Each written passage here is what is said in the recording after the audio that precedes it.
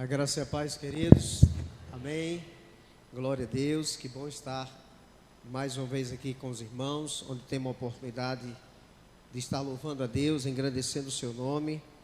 E nessa noite, nessa vigília online, que nesse momento passa a ser também presencial, Estamos aqui presencialmente. Quero louvar a Deus pela iniciativa, pelo propósito que Deus colocou no coração, do irmão Glauber, também dos demais irmãos que têm ajudado nessa vigília. A gente vê que tantas pessoas de tantos lugares, estados, tantas pessoas de tantos lugares diferentes e longínquos, mas que estão envolvidos nessa vigília, estão envolvidos com o propósito de orar a Deus. E quando se fala de oração, a gente olha como é realmente a vida de oração, da igreja em si, de um modo geral, e daqueles que gostam ou não de oração.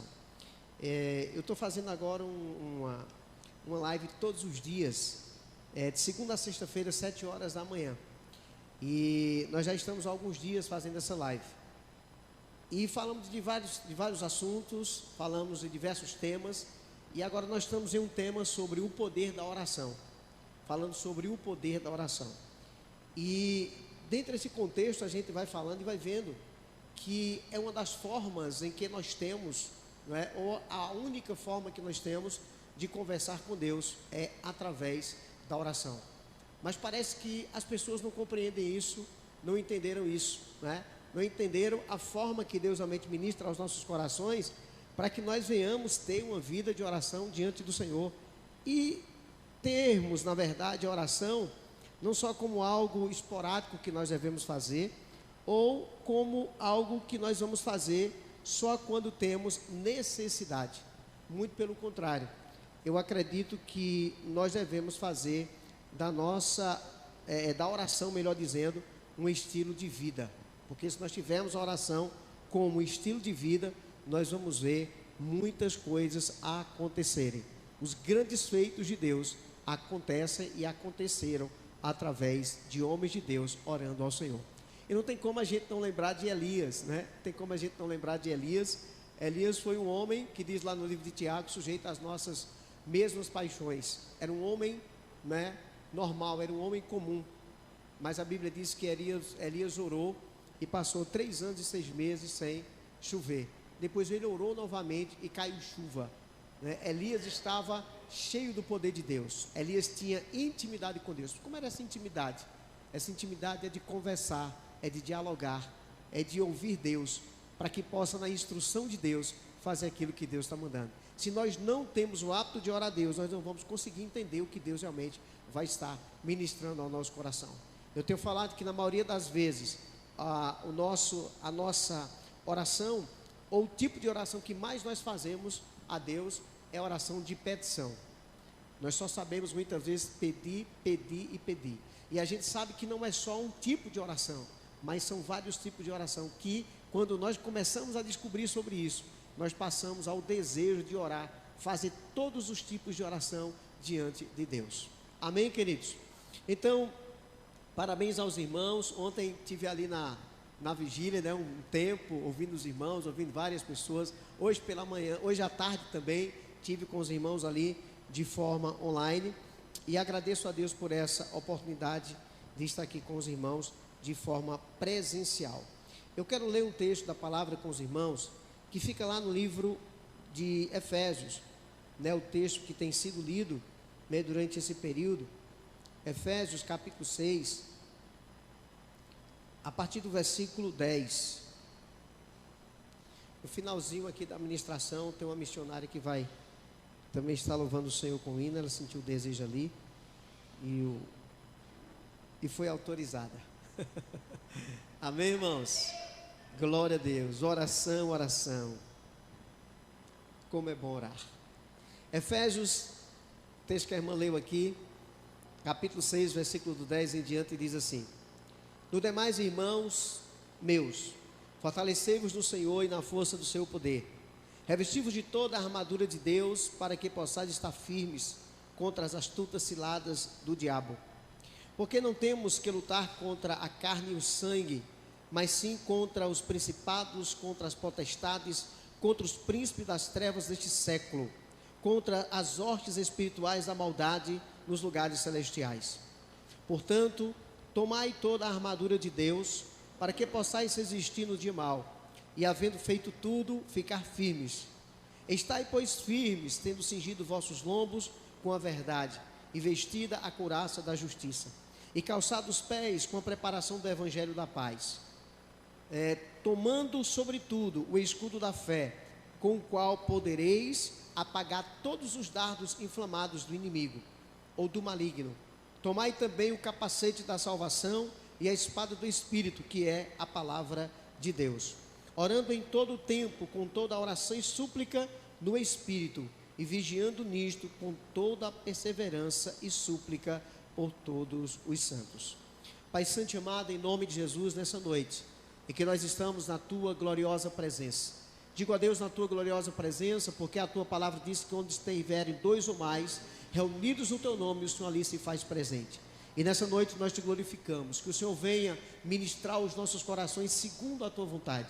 Só o Senhor sabe a necessidade de cada vida, e eu creio que o Senhor tem uma palavra nessa noite, e que nós não sairemos daqui da mesma maneira que chegamos, mas sairemos daqui transbordantes, transformados pelo poder da Tua palavra. A Ti nós oramos e agradecemos em nome de Jesus.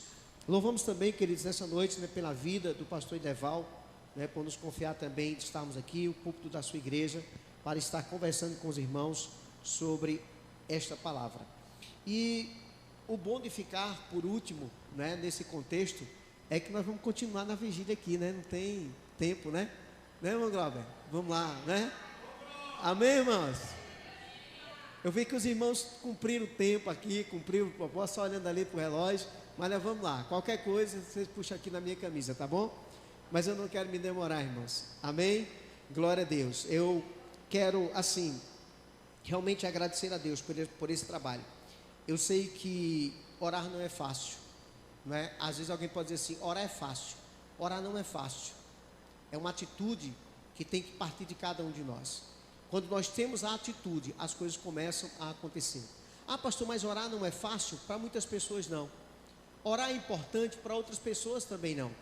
Eu me lembro, não sei se eu já compartilhei com vocês, de uma pessoa, de um pastor que ele tinha o hábito de orar de 7 da manhã a 9 horas da manhã. Ele orava todos os dias, 2 horas por dia. E um dia ele estava orando na sua casa. E aí chegou um irmão na casa desse pastor, bateu na porta, a menina que trabalhava na casa foi lá atendê-lo, e quando bateu na porta, perguntou pelo pastor. E como era de costume, o pastor tinha aquele hábito, a menina já sabia a instrução, e disse, olha, o pastor está orando. Ele disse, não, mas eu preciso falar com ele urgentemente, urgentemente. Tem algo muito importante para a gente fazer. E aí, ela foi lá, conversou, o pastor levantou, e ela explicou para ele que ele tinha um hábito de orar 2 horas por dia e tal, mas ele disse, não, eu quero conversar com ele. E quando o pastor se apresentou àquele irmão, ele disse, pastor, já que o senhor está sem fazer nada, eu queria convidar o senhor para a gente fazer uma visita. Então tem pessoas que têm oração como não fazer nada. Já que eu estou sem fazer nada, eu vou orar. Não entendem, na verdade, que a oração não é o não fazer nada. A oração é o primeiro que nós devemos fazer, a primeira reação que nós devemos ter todos os dias da nossa vida. Logo quando nós levantarmos, nós devemos ter entendimento que vamos fazer uma oração em ações de graças a Deus. É uma oração de agradecimento por tudo aquilo que Ele é, por tudo aquilo que Ele tem feito pela nossa vida, pela nossa parentela, por tudo aquilo que Ele tem nos proporcionado. Mas tem pessoas que realmente têm a oração como não fazer nada. E tendo essa mentalidade, irmãos, geralmente não gostam de orar. Mas que essa vigília, ou que nessa vigília, que nesse trabalho da vigília online, onde vocês têm tido a perseverança de orar todos os dias, de estar ali perseverando.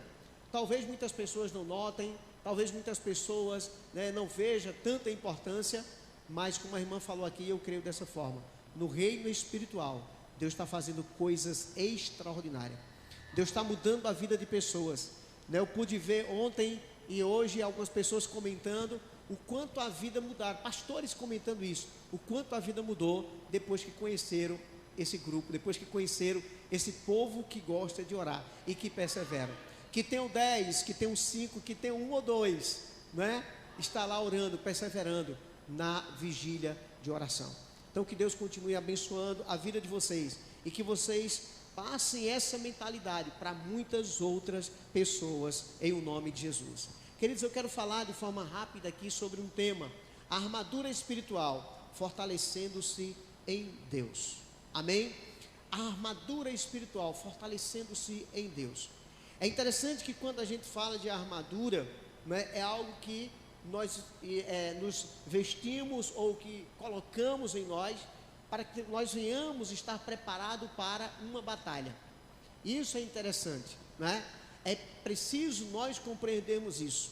E quando nós vemos naquele momento em que Davi ele foi enfrentar o rei Golias, ou melhor, foi enfrentar Golias, Davi foi enfrentar Golias.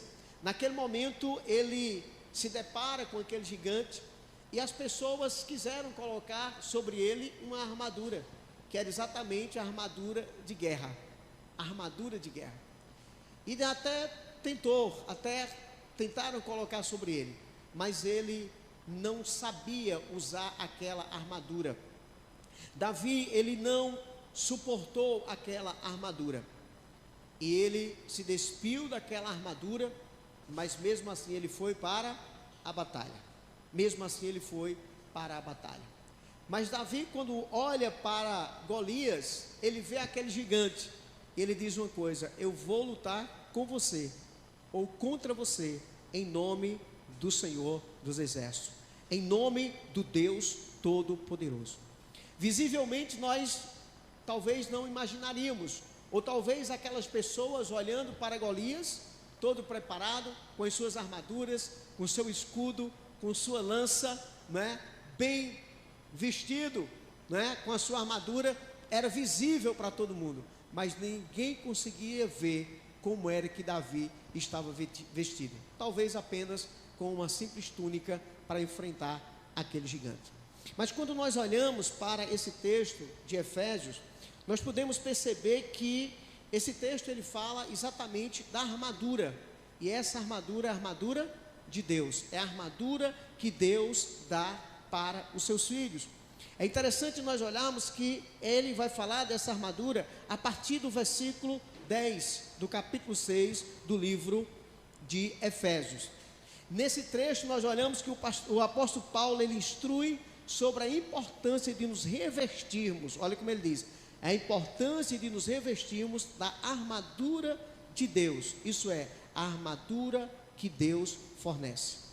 Talvez nenhum de nós aqui podemos perceber isso, mas quando nós olhamos para o texto e quando nós estamos vivendo uma vida diante do altar do Senhor, eu creio que cada um de nós temos a perspectiva e o entendimento de que nós estamos revestidos com essa armadura de Deus. Irmãos, algo aconteceu na minha vida há alguns anos atrás, e eu quero compartilhar com você de forma muito breve. Eu estava em um determinado lugar,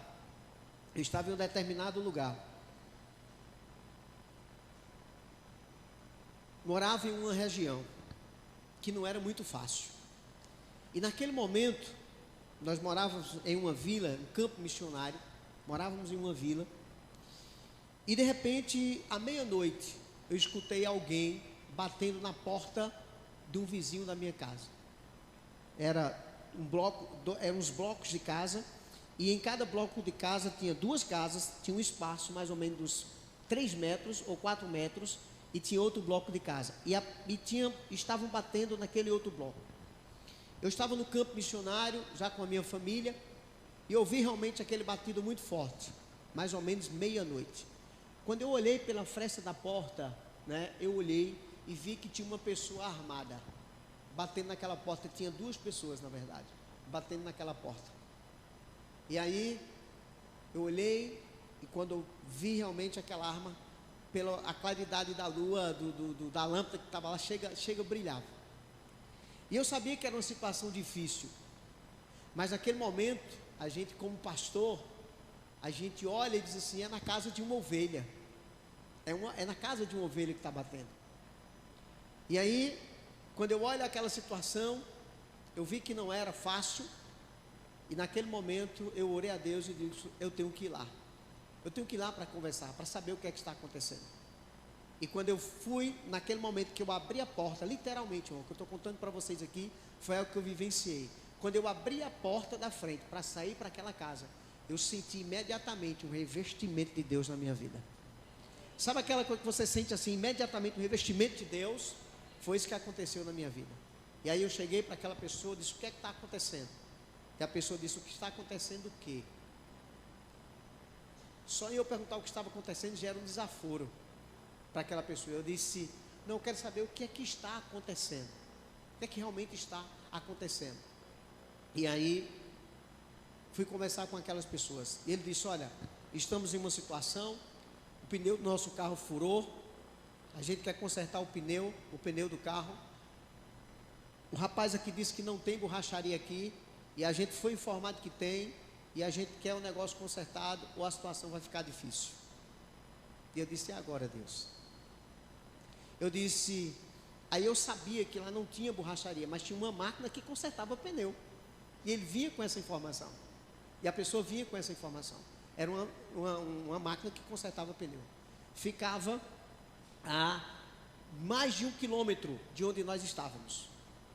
E naquele momento eu disse, e ele disse: se aqui realmente tem, e ele está dizendo que não tem, a coisa não vai ficar fácil. E aí eu disse: fica tranquilo que nós vamos consertar esse pneu. Eu não sabia consertar pneu, irmãos. Mas naquele momento eu sabia que a situação poderia ficar difícil para aquele irmão. E aí ninguém saiu na porta, só eu saí naquele momento.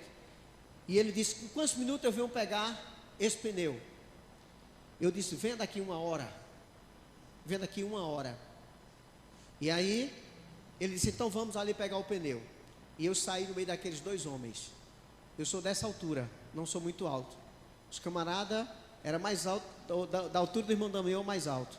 E eu, um do meu lado direito e um do meu lado esquerdo, eu andando no meio, para ir pegar esse pneu. E eles jogam o pneu, né? Os faróis do carro acesos, jogam o pneu para que a gente fosse consertar. E aí foram embora. 1 hora nós voltamos. E foram embora. E aí naquele momento que eles foram embora, já saíram alguns irmãos da vila e tal, já vieram, apareceram.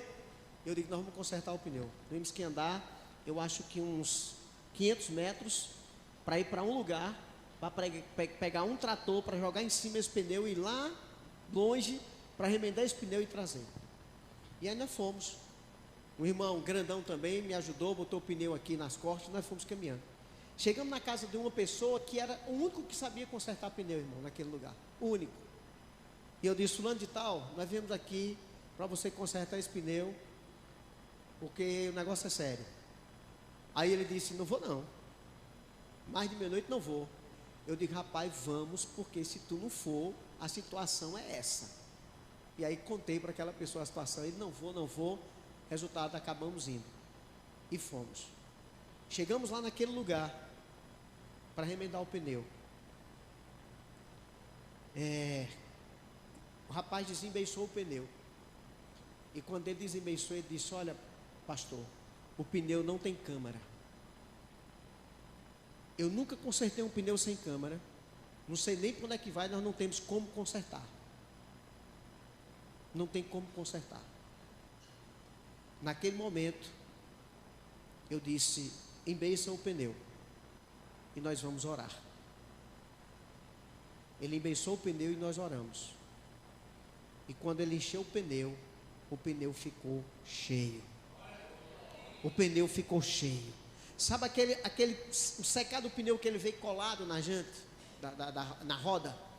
Nós oramos e quando ele encheu o pneu ficou cheio. Jogamos em cima do trator e corremos para entregar esse pneu. Eu nunca vi 1 hora passar tão rápida na minha vida. 1 hora certinho, aquelas pessoas estavam lá para pegar esse pneu. Estavam lá para pegar esse pneu. Enquanto nós estávamos chegando, enquanto estava aquele movimento, eu peguei umas literaturas e comecei a distribuir para aquelas pessoas, porque eu entendia que aquelas pessoas precisavam conhecer quem era Deus. E eu vi ali literalmente, irmãos, um milagre acontecer através da oração. A oração, ela tem poder. No livro de Tiago 5,16 vai dizer que a oração de um justo pode muito em seus efeitos. E pode acreditar que a oração de muitos justos, como propósito dessa vigília, tem surtido muito efeito para a glória de Deus. Pessoas sendo curadas, pessoas sendo transformadas, pessoas sendo libertas e salvas para a glória de Deus. Então nós precisamos entender que em todo o tempo nós estaremos revestidos dessa vestidura de Deus, dessa armadura de Deus. Por isso que quando nós estamos vivendo o propósito da oração, nós precisamos ser corajosos, precisamos ser intrépidos, precisamos realmente enfrentar as batalhas, porque não é fácil, mas nós temos um Deus que nos ajuda quando nós nos determinamos a fazer. Amém, irmãos? Quando nós nos determinamos a fazer, nós temos um Deus que sempre nos ajudará. Eu trouxe aqui, irmãos, algo para compartilhar com vocês, mas está vindo à minha mente aqui alguns testemunhos para que eu possa contar para vocês. Eu estava vendo agora recentemente uma pessoa que levou o seu esposo com um AVC gravíssimo para o hospital, gravíssimo. E quando chegou naquele hospital, foi recebido pelos médicos, os médicos olhou para aquela mulher e disse: não tem mais jeito, o caso do seu marido é irreversível. E ela disse: doutor, eu acredito que o meu marido vai sair desse hospital caminhando. Eu acredito que ele vai sair daqui andando. Porque eu vou orar, nós vamos orar e Deus vai fazer o milagre. E aquele médico, muitas vezes incrédulo, não acreditou naquilo. E alguns dias se passaram. Aquela mulher era no hospital orar. Os irmãos oravam, o povo orava. E com alguns dias, aquele homem começou a abrir os seus olhos. Mais dias se passaram, ele começou a mexer o seu corpo. Mais dias se passaram, ele teve alta e saiu andando daquele hospital. Amém, irmãos? O médico contando e dizendo assim: a partir daquele episódio, eu não chego mais um dia no hospital sem orar a Deus para que Ele abençoe o nosso dia, para que Ele abençoe as pessoas daquele hospital. A oração tem poder. A oração é uma ferramenta poderosa que nós temos para usar, mas muitas vezes não vemos os efeitos acontecerem, porque não usamos a ferramenta que nós temos em nossas mãos. Às vezes nós buscamos todos os recursos, buscamos ajuda de N pessoas, mas não lembramos de buscar primeiramente a Deus através da oração. Amém, queridos? Não lembramos de fazer isso. Então, queridos, quando nós olhamos, para que nós venhamos ter uma vida de oração, para que nós venhamos ter sucesso naquilo que nós estamos fazendo diante do Senhor, nós temos que ter intimidade com Deus, nós temos que ter confiança em Deus, nós temos que ter comunhão com Deus, para que possamos ver os milagres de Deus acontecerem em nossa vida. Tratando-se da armadura de Deus, irmãos, no livro de Efésios capítulo 11, ao versículo 17, ele fala do cinto da verdade. Especificamente no versículo 14, a parte A: assim como o cinto sustenta e une a armadura, a verdade sustenta e une a nossa vida espiritual.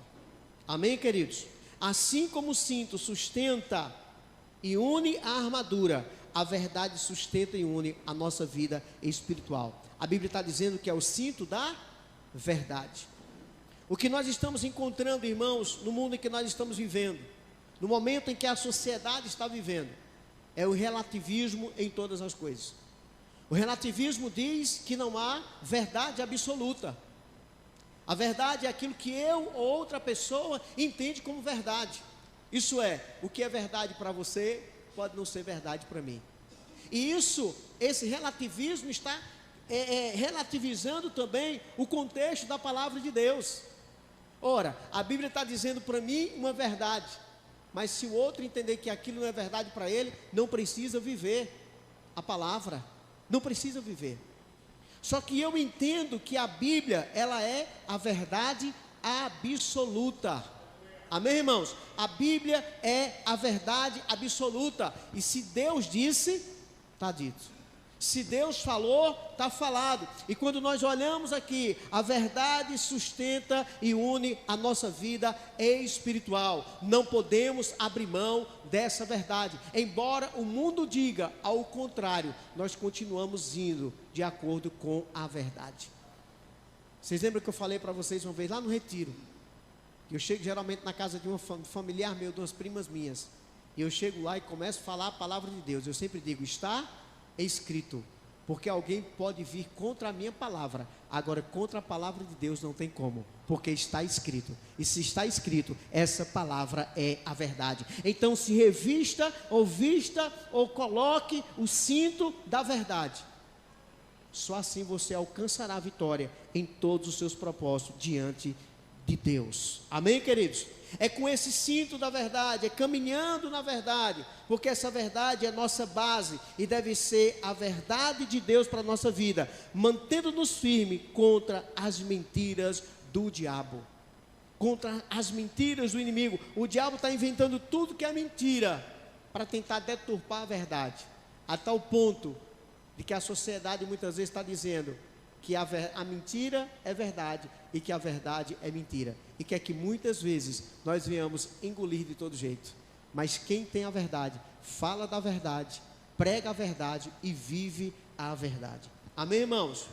Glória a Deus. Segundo, irmãos, a couraça da justiça. Efésios, novamente, capítulo 6, versículo 14. A couraça protege o coração e os órgãos vitais, simbolizando a justiça de Cristo, que nos protege do pecado e da acusação. Romanos 5,17 nos mostra que por meio da justiça de Cristo reina a vida. Devemos buscar a justiça que vem de Deus. Amém, querido? Nós temos que entender que nós somos justificados pelo Senhor. E se somos justificados pelo Senhor, nós sempre vamos agir com a justiça de Deus. O outro texto diz: o calçado do evangelho da paz, ou calçando o evangelho da paz. Efésios 5,15.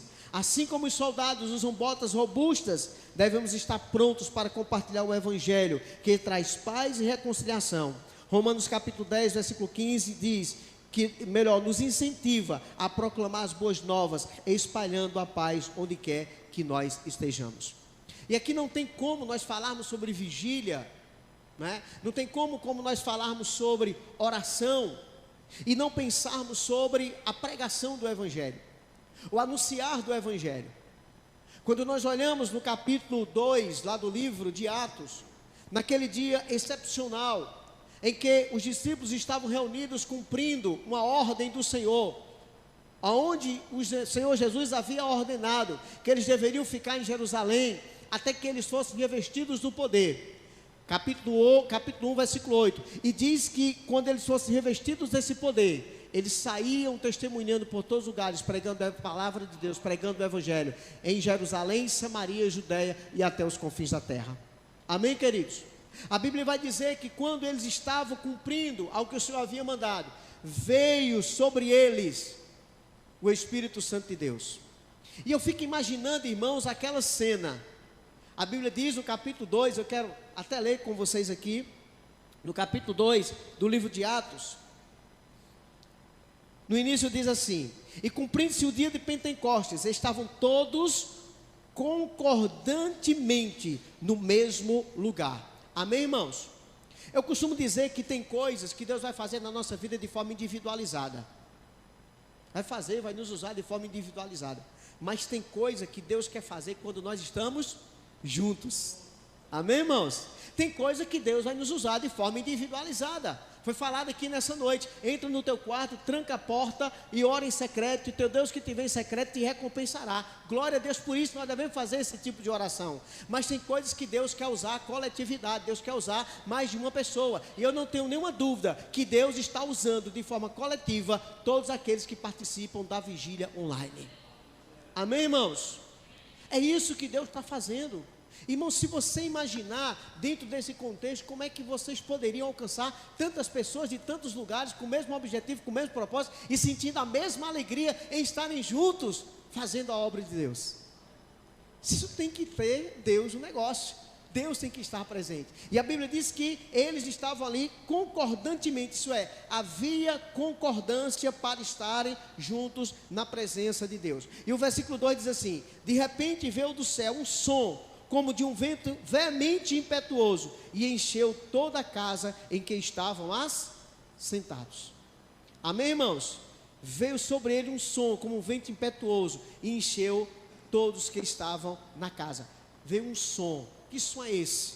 Eu não sei que som era esse, ou como era esse som, mas eu quero dizer que foi um som que chamou a atenção de muita gente. Amém, irmãos? Foi um som que chamou a atenção de muita gente. Olha o que é que diz o versículo 6: e quando aquele som ocorreu, ajuntou-se uma multidão e estava confusa, porque cada um os ouvia falar na sua própria língua. O som foi algo extraordinário, a tal ponto de juntar gente. Quando tem um som estranho em algum lugar, um som diferente, não junta gente para olhar o que foi? Não é assim? A gente não tem curiosidade de olhar. Deus fez isso para que aquele povo pudesse ir e quando chegasse lá, ouvisse a palavra de Deus. Amém, irmãos? Eu estou me lembrando de um evento que a gente fazia quando a gente morava no Ibó, chamado Ibó para Cristo. E uma vez eu levei um pessoal da Jocum, e eles faziam pirofagia. Pirofagia é cuspir fogo, não tem? E era uma estratégia nossa, irmão, vocês nem imaginam. Quando a gente botava, era um tempo de festa naquele lugar, e a nossa estratégia era evangelizar aquele lugar no tempo de festa. E aí quando eles começavam a soltar fogo, o que é que vocês imaginam que acontecia? Juntavam gente. E quando o povo juntava, o que era que nós fazia? Pregava a palavra de Deus. E Deus já tinha essa estratégia. Olha a estratégia de Deus aqui, um som tremendo. Juntou o povo e eles começaram a pregar a palavra de Deus. Começaram a anunciar o evangelho. E eu fico aqui imaginando, irmãos, e diz assim, ó: e foram vistas, eu não sei como isso aconteceu, irmão, mas eu creio que foi uma cena extraordinária. E foram vistas por eles línguas repartidas como que de fogo, as quais pousavam sobre cada um deles. Você já imaginou? Eu fico imaginando assim, era a língua de fogo, né, vindo sobre eles, vinha sobre um, outro olhava, de repente vinha sobre ele, e eu fico imaginando, porque a Bíblia diz que eles viram, e foram vistas por eles, línguas repartidas como que de fogo. Eu creio, claro, que não era um sentido de línguas, mas era como se fossem tochas de fogo vindo sobre cada um deles. E quando a tocha vinha sobre eles, quando a tocha entrava neles, eles começavam a vibrar, eles começavam a glorificar a Deus, eles começaram a sentir o poder e a unção do Espírito, e ali começaram a falar das grandezas de Deus. Amém, irmãos?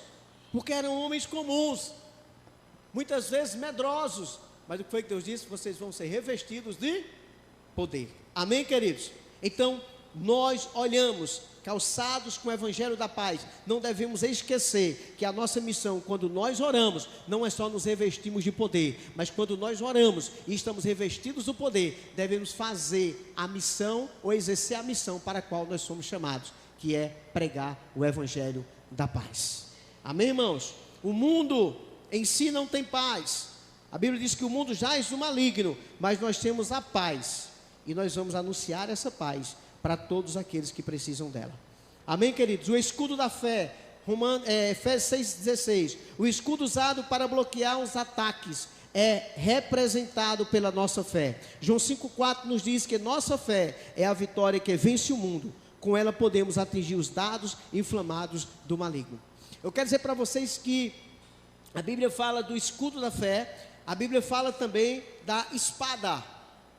Da espada. Então, quando nós estamos com o escudo não serve só para se defender das setas, né? Vocês lembram, eu creio que vocês já viram em alguns filmes, né, que quando aqueles homens usam os escudos, é para se defender principalmente das setas, né, das flechas incendiárias. Mas quando estão exatamente na batalha, no corpo a corpo, o escudo serve para se defender e a espada serve para atacar. Então é defesa e ataque. E a nossa vida de oração é isso, irmãos, é defesa e ataque.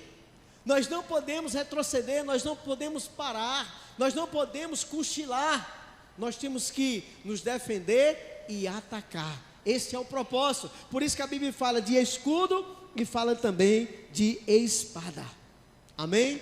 Você tem um escudo, mas você também tem uma espada. Amém, irmãos?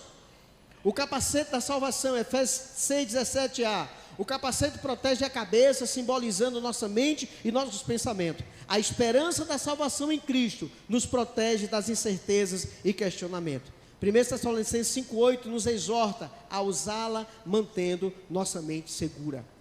Nesse propósito de oração que vocês estão fazendo, tem um propósito maior, né? Tem um propósito grande, melhor dizendo, que é orar pela saúde mental de pastores, mas não só de pastores, mas de todas as pessoas.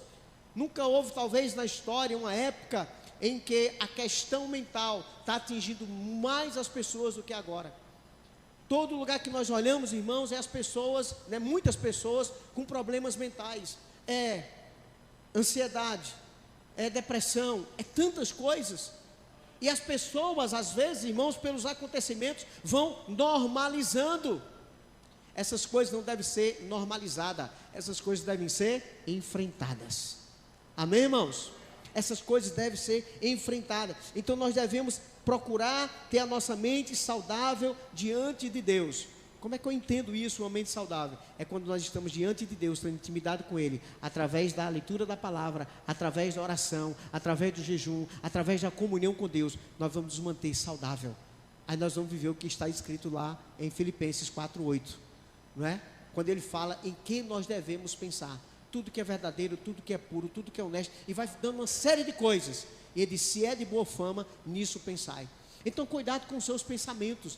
Não deixe com que pensamentos ruins ou contrários venham entrar na sua mente para lhe distanciar de Deus, ou para que você venha estar em desobediência a Deus, ou para que você venha fraquejar, mas que você possa buscar de Deus, na palavra de Deus, se fortalecer, para que a sua mente esteja cheia das coisas de Deus. Amém, irmãos? A sua mente, você vai sempre trazer à memória aquilo que pode lhe dar esperança. Mas por que é que muita gente está com mente vazia?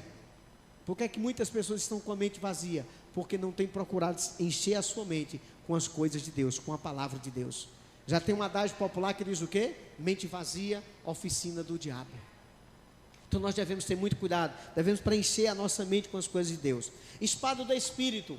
A espada, nossa arma ofensiva, é a palavra de Deus. Hebreus 4:12 nos mostra que a palavra é viva e eficaz, penetrando nossos corações e discernindo nossos pensamentos. Jesus usou a palavra para vencer as tentações no deserto. Amém, irmãos? Foi o que Jesus fez naquele dia com a palavra, irmãos? Hein? Foi o que ele fez. Jesus estava revestido ali. Ele usou o escudo para se defender e usou a palavra para atacar. O diabo dizia: se tu és filho de Deus, transforma essas pedras em pães. Aí Jesus usou o que, irmãos? A espada, né? A espada. E ele disse: nem só de pão, está escrito, não só de pão viverá o homem, mas de toda a palavra que procede da boca de Deus. Escudo para defesa, espada para atacar. Amém, irmãos? Então nós devemos entender isso, que nós temos essas armaduras, estamos revestidos com a armadura de Deus. Por último, irmãos, a oração e a vigilância, que é exatamente o contexto que vocês vivem aqui, literalmente, vigiando e orando, não é? Porque tem gente que está orando, mas está cochilando, né? Então, se você ora, mas cochila, vai ficar vulnerável. Amém, irmãos? Se você ora, mas cochila, vai ficar o quê? Vulnerável. Tem que estar vigilante, porque nós não sabemos, né, do que pode realmente acontecer. E aí o que é que diz o texto? Paulo nos lembra da importância da oração constante e da vigilância espiritual. Devemos permanecer em comunhão com Deus por meio da oração e estar atentos aos sinais do inimigo. Filipenses 5:17 nos exorta a orar sem cessar. Diga comigo: orar sem cessar. É esse o propósito. Mas pastor, como é que eu oro sem cessar? Irmãos, às vezes nós dizemos assim, já vi quantas pessoas dizer: pastor, eu não oro muito, porque quando eu vou orar me falta palavras. Me falta palavras. Mas irmão, mas isso não é motivo de nós não orar, porque até quando falta palavra, a Bíblia diz o quê? Que o Espírito de Deus intercede por nós, por gemidos inexprimíveis. Mas por que é que muitas vezes nós dizemos que falta palavras? É porque nós não aprendemos ainda como orar. Pastor, orar é tão fácil. É fácil demais. Pastor, você falou que é difícil. Eu falei em outro contexto. Orar é conversar com Deus. Mas existem algumas coisas que nós devemos aprender sobre oração.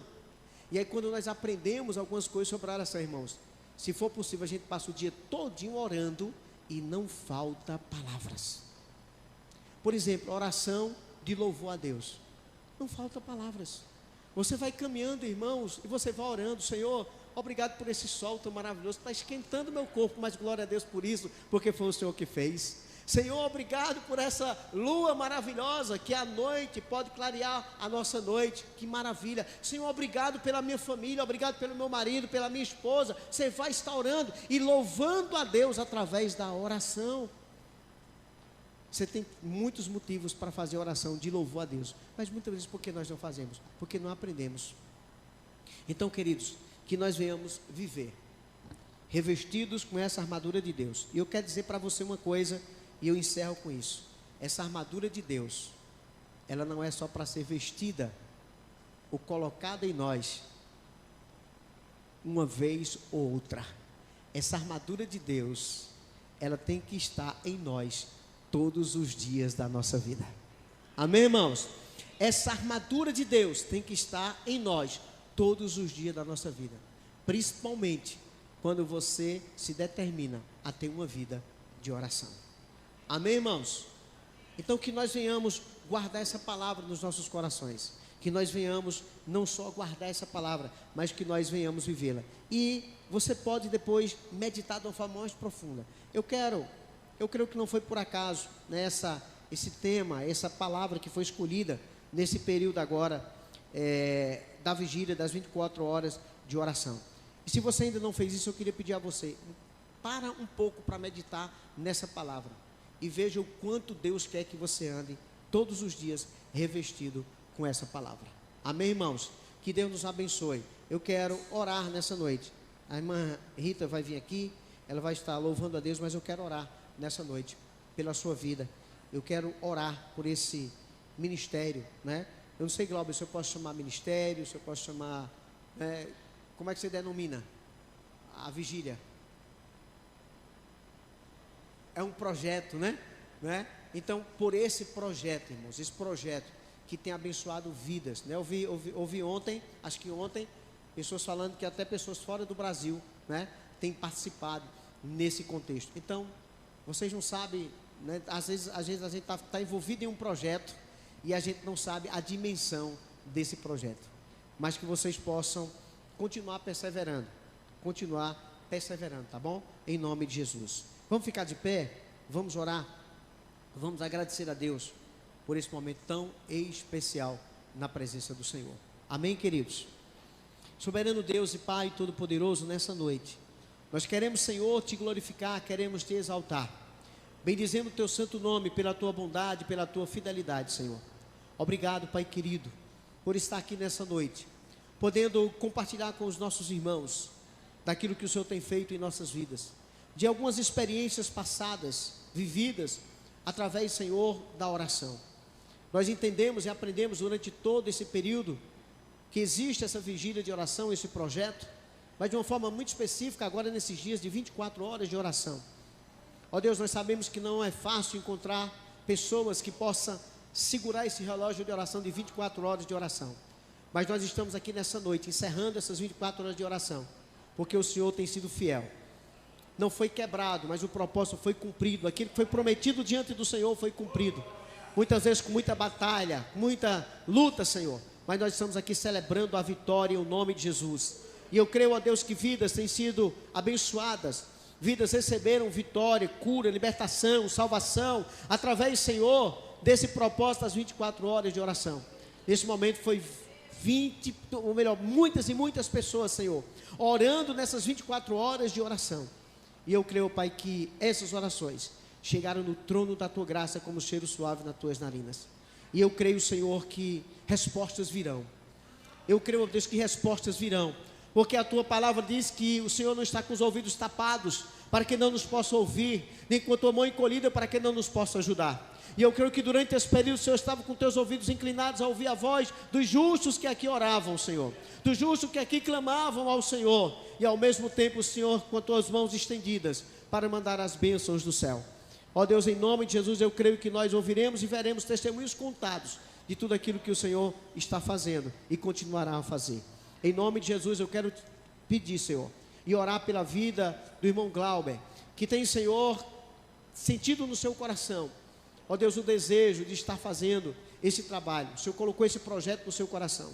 Eu quero te louvar por todos aqueles que ouviram o teu filho falar desse projeto e deram as mãos e disseram: conta comigo, porque aqui estou, para que juntos possamos dar continuidade a esse trabalho. Ó Deus, fortalece os teus filhos, fortalece aqueles que estão na linha de frente, diretamente envolvidos com esse projeto, mas aqueles que também indiretamente, Senhor, se envolvem com esse projeto. Toma nas tuas mãos, que os teus filhos perseverem e que em nome de Jesus o Senhor continue usando-os para a honra, glória e louvor do teu nome. A ti nós oramos, Pai, a ti nós agradecemos em o nome de Jesus. Queridos, mais uma vez eu quero agradecer por esse momento tão especial aqui com vocês. Amém?